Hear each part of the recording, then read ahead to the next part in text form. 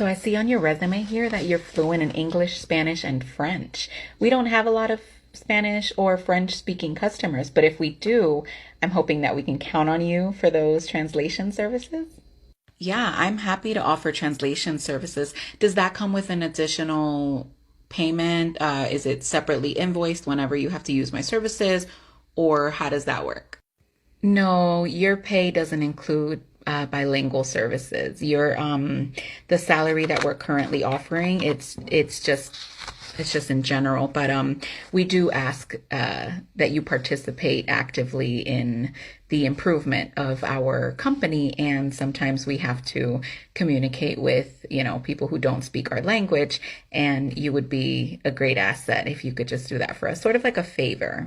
Out of sheer curiosity, if I were to not be available to translate or I wasn't fluent in multiple languages, how would you communicate or how have you been communicating with your non-English speaking clients?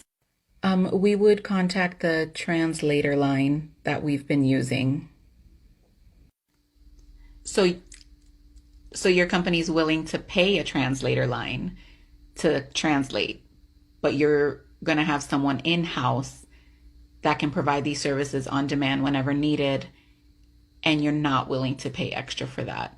And the reason I'm asking is because I paid a lot of money to learn French and to become fluent in Spanish. And it wasn't a favor that someone did for me. I had to put in the time and I had to put in the effort to learn these languages, even English.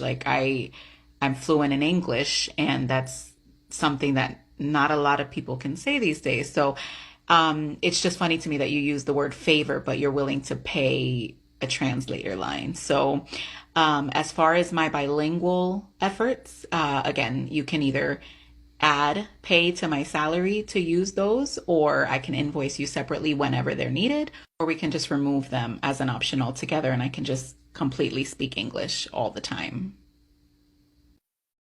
What would you do? I would take the job, be all that I can be, then let nature take its course like moss grows on a tree. Once integrated and time goes by, the last person that leaves the company is the most valued. Never do something for free for a company because you can guarantee they won't do anything free for you. Notice the large number of people who agree with this statement. Remember, if you are better than what you were hired for, you are more valuable. However, if you are not as good as what you were hired for, you are less valuable. Remember, success depends on them liking you.